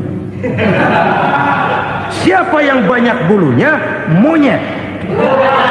Kalau hukum pandang bulu, monyet keenakan. Saudara-saudara kaum muslimin rahimakumullah, introspeksi. Mari kita bercermin bagaimana perjalanan hukum selama ini. Kalau introspeksi ini kita temukan, lalu ada upaya untuk memperbaiki diri. Jangan menggunakan tak ada gading yang tak retak, mikul dhuwur mendem jero untuk menutup-nutupi kesalahan orang. Padahal kesalahan itu sedemikian besar. Padahal rakyat kita tiap hari antri sembako. Ada yang sehari sekali makan, ada yang makan sudah bercampur tiwul, ada yang nasi sudah dicampur pisang, balik jadi orok lagi. Macam-macam upaya rakyat untuk menangsal perut ini. Lalu rakyat ditenang-tenangkan, lebih baik puasa Senin Kemis sambil menghadapi krisis ekonomi. Kenapa rakyat yang disuruh puasa? Kenapa bukan pejabatnya yang puasa lebih dulu untuk kemakmuran rakyat? Kalau rakyat yang memang perutnya udah gepeng disuruh puasa, makin krempeng perutnya. Artinya pejabat harus punya sense of politik. Ya, tidak, puasa itu kan tidak cuma Senin Kemis saja puasa itu. Puasa perasaan, puasa menghargai perasaan yang sedang kondisi yang sedang dihadapi oleh rakyat. Bagaimana rakyat yang tengah antri sembako melihat pejabatnya lewat dengan mobil yang harganya sampai 1 miliar. Oh, inilah pemimpin saya. Luka lagi rasa keadilannya. Kita tidak tenggang rasa. Puasa dalam artian itu pun akan menolong menegakkan semangat kebersamaan, membentuk semangat kebersamaan. Saudara-saudara kaum muslimin rahimakumullah, penyebab bencana yang ketiga dikatakan oleh baginda Nabi, wala dhaharat fihimul fahishatu illa fasha fihimul maut. Apabila kekejian telah merajalela, maka maut bertebaran di mana-mana.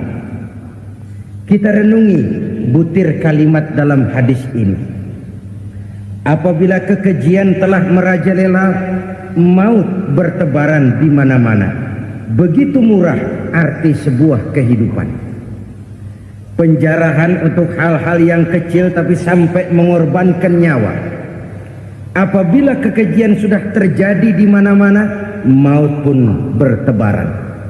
Maut dalam arti berpisah ruh dengan jasad, tapi juga maut dalam arti orang bisa mati karirnya, orang bisa mati usahanya, orang bisa mati kesempatannya karena perbuatan-perbuatan keji yang selama ini tidak terbendung. Lahirlah teori mafia. Siapa yang kuat dia yang berkuasa, siapa yang lemah dia menjadi mangsa. Proyek-proyek besar yang menang tender itu ya dari itu ke itu saja. Yang pengusaha-pengusaha tidak punya koneksi, tidak bisa bayar komisi, dapat proyek tetelan. Ada dagingnya dikit, tambahnya juga tetelan. Dagingnya sudah habis disantap oleh meja. Sekian puluh meja dilalui, sekian puluh amplop dikeluarkan.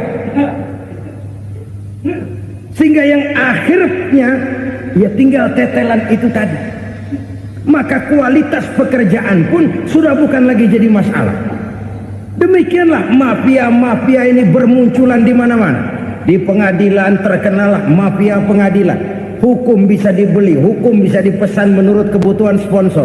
Mafia peradilan, mafia politik, mafia ekonomi, bahkan mafia agama yang menggunakan agama sebagai kedok, menggunakan agama sebagai dalih, menggunakan agama sebagai topeng untuk melancarkan maksud-maksud politiknya pun tidak tertutup kemungkinan.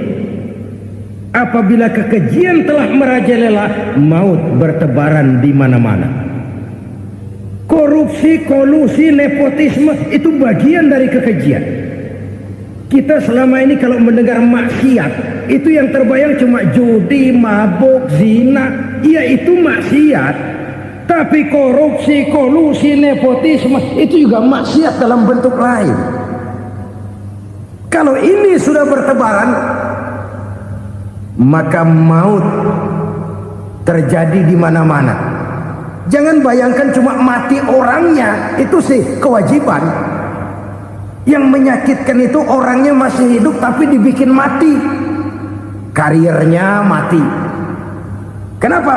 Karena yang diperlukan bukan cuma orang pinter tapi orang taat. Biar pinter, kalau nggak taat minggir. Biar bodoh, kalau taat bisa nyenangin atasan, bisa nyemur. Kumaha juragan wae ayeuna mah. Itu yang kadang-kadang dapat penghargaan. Tidak ada prestasi kerja kecuali bikin senang orang di atas. Kita lihat di desa-desa jalan rusak. Kalau ada berita pejabat anak mau turun, jalan rata sekali. Sampai tanah dari mana aja dikeruk buat ngeratain tuh jalan. Pejabat pulang legok lagi jalanan. Katanya kita kerja buat rakyat, nyatanya kita cuma melayani atasnya. Kenapa? Terjadi lingkaran setan. Seperti kata lagu Dul Sumbang itu.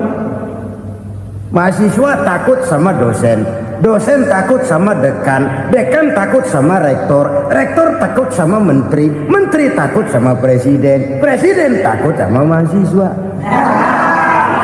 Lah muter balik lagi, lingkaran setan, lingkaran setan. Saudara-saudara kaum muslimin rahimakumullah, kekejian yang merajalela, praktek-praktek mafia yang tertuang dalam kehidupan sehari-hari menyebabkan orang mati karirnya, jasad masih hidup, karir mati, itu menyakitkan. Mati bisnisnya.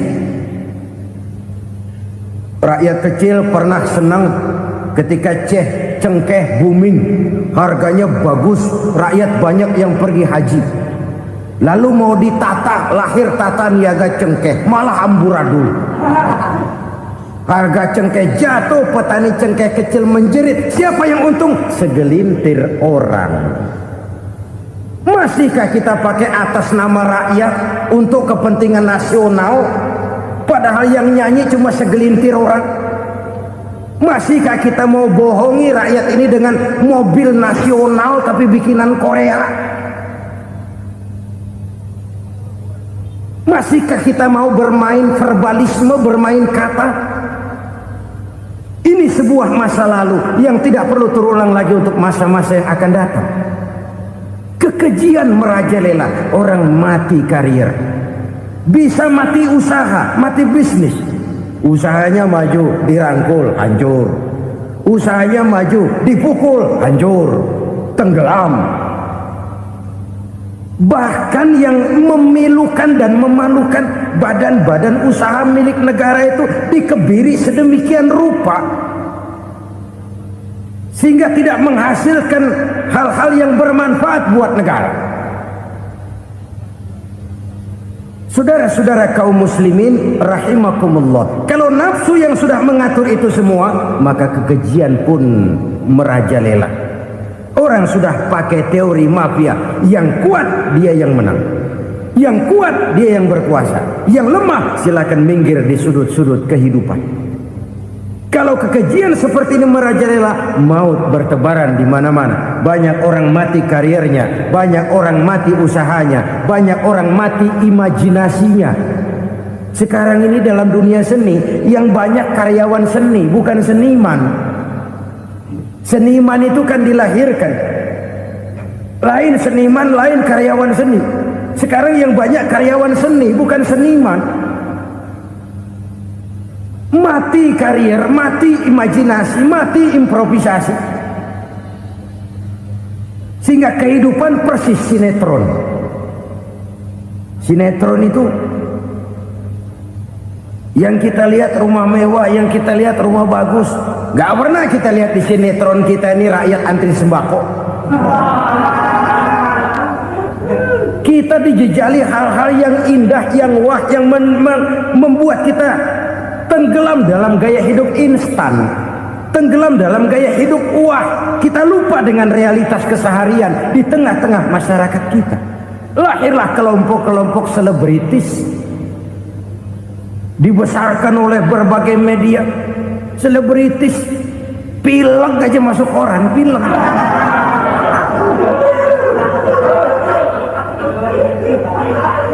Rakyat yang pingsan antri beras nggak masuk koran. Rakyat yang semaput antri minyak nggak masuk koran. Selebritis panok masuk koran.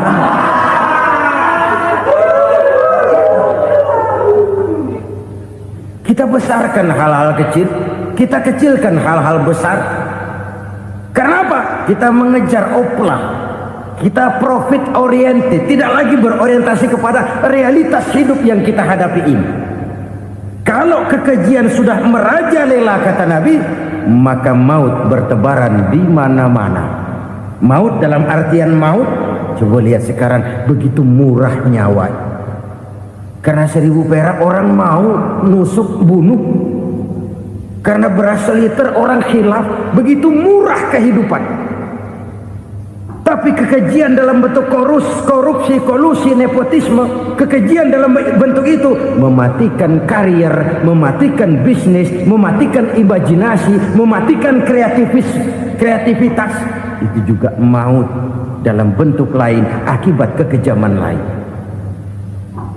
Ini penyebab yang ketiga. Yang keempat, penyebab bencana menurut baginda Rasul, wala tuffiful mikyala illa muni'un nabat. Apabila timbangan sudah dicurangi, maka tercegahlah tumbuh-tumbuhan. Apabila timbangan sudah mulai curang, maka terjadilah musim paceklik. Apabila bisnis sudah bergaya mafia tadi itu, kecurangan-kecurangan terjadi, tender di balik pintu, yang dimenangkan cuma kelompok-kelompok yang bisa memberikan presentasi yang besar, muni'un nabat, terjadilah paceklik. Paceklik, panen gagal, wereng ya wereng, kemarau panjang it's okay, air sulit iya, tetapi kan semua itu ada yang ngatur. Kemarau ada yang ngatur, belalang itu ada yang ngatur, air itu juga ada yang ngatur. Yang ngatur itu yang serba maha. Kalau ia murka melihat kecurangan timbangan, Allah itu kalau murka kan gampang saja, tinggal komandoin balang, lang hancurin tuh sawah. Konvoy belalang, konvoy. Allah tinggal ngutik angin El Nino, mampir lo ke Indonesia, hujan gak turun-turun, kemarau panjang. Jadi kalau musim kemarau kan namanya anginnya El Nino. Kalau musim hujan anginnya namanya La Nina. Cakep namanya, kejem orangnya.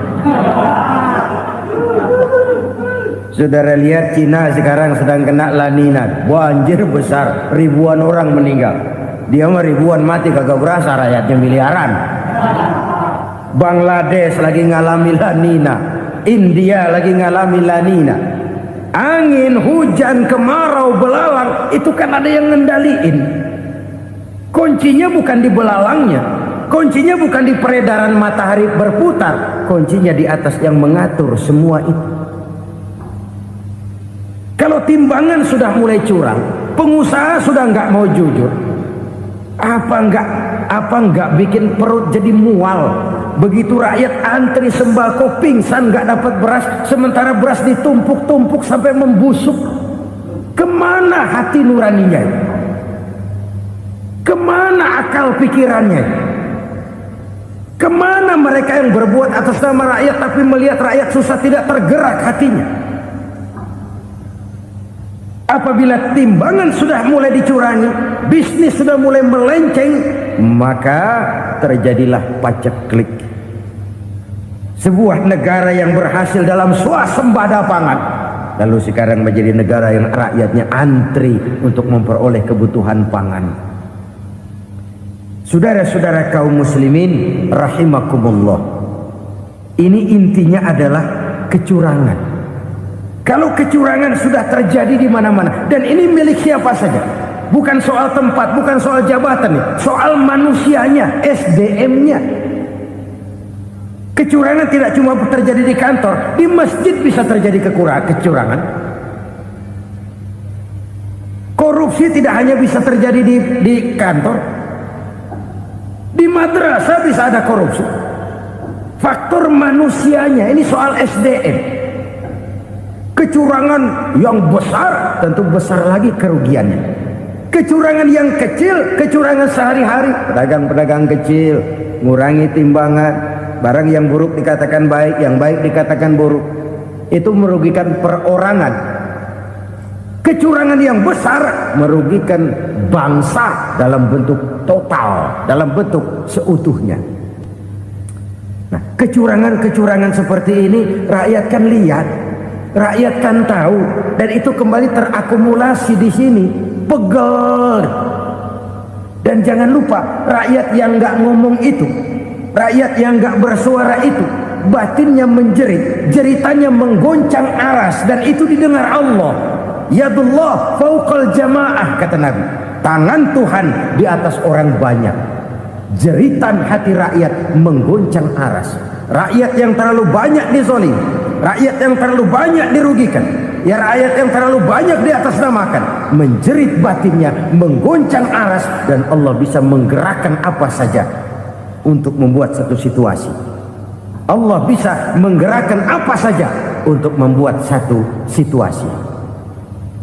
Saudara-saudara kaum muslimin rahimakumullah, ini faktor yang ketiga, timbulnya kecurangan. Faktor yang keempat maksud saya.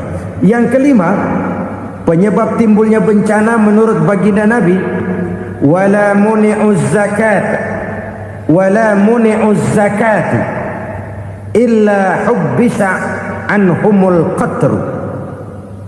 Apabila zakat enggan dibayar, maka tercegahlah qatrun. Qatrun ini kalau bahasa kita sembako. Maka tercegahlah kebutuhan-kebutuhan yang kita perlukan. Ini, kita tidak meragukan bahwa yang kita tuju adalah masyarakat yang adil dalam kemakmuran dan makmur dalam keadilan. Nah, antara kemakmuran dan keadilan ini memang sering tidak bisa berjalan seiring. Pada saat kemakmuran kita kejar, ekonomi kita pacu, ada nilai-nilai keadilan yang tertinggal. Pada saat nilai keadilan kita tegakkan benar-benar, ada unsur-unsur kemakmuran yang terabaikan. Oke, kita bisa mengatakan kasus. Oke, kita bisa mengatakan itu sebagian kecil. Tapi kalau sebagian kecil, lama-lama kan jadi sebagian besar. Oke, kita mengejar kemakmuran. Pertanyaannya, kemakmuran untuk siapa? Oke, kita berikan kelompok tertentu kue yang besar dengan harapan nanti dia bagiin kuenya kepada yang kecil-kecil. Tapi kenyataan, mereka yang dapat kue besar akhirnya malah lupa diri dan lupa daratan. Mau makin besar, malah memeras yang kecil-kecil ini. Sekarang kan yang kecil modali yang besar. Ramai-ramai buka bank, ternyata kamuflase. Uang banknya untuk kredit perusahaannya sendiri. Nasabahnya rakyat kecil. Artinya apa? Rakyat kecil disuruh modalin orang yang udah gede. Ini kan sambar geledek urusan.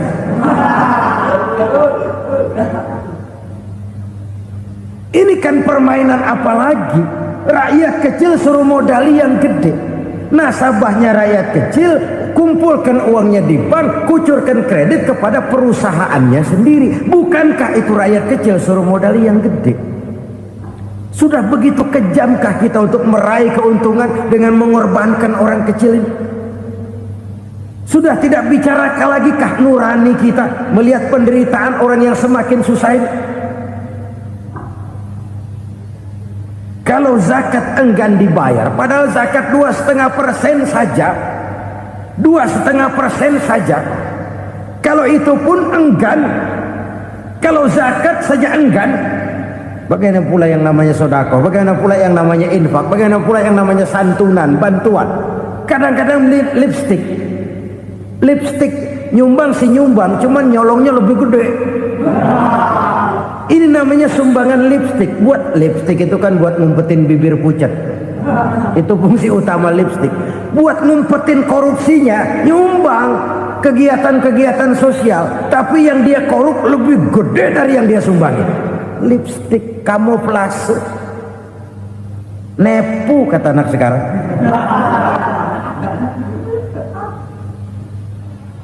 Saudara-saudara kaum muslimin rahimakumullah.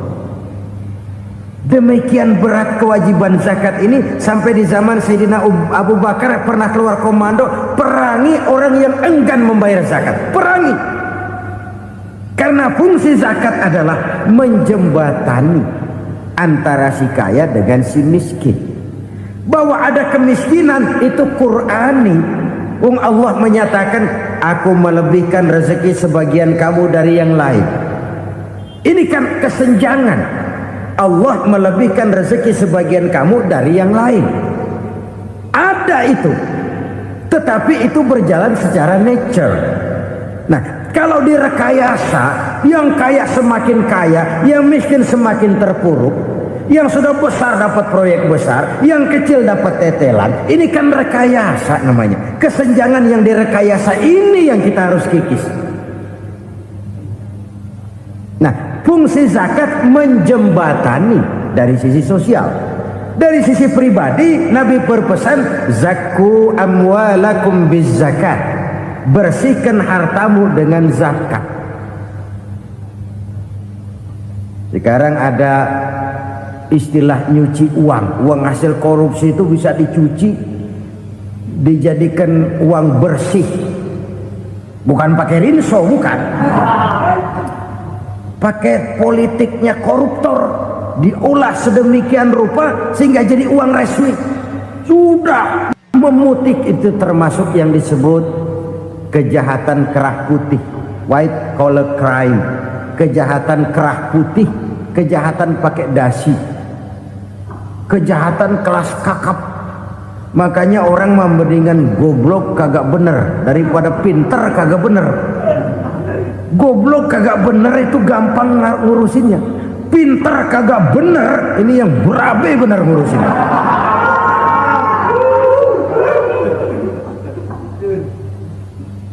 Kita bukan cuma perlu orang pinter kok di zaman sekarang. Kita perlu orang-orang bener yang punya komitmen, yang sesuai kata dan perbuatan, yang bisa merasakan apa yang dirasakan oleh rakyat, yang punya sense of politik yang tinggi, yang peka, yang penuh keterbukaan, yang punya wawasan dan pandangan jauh ke depan.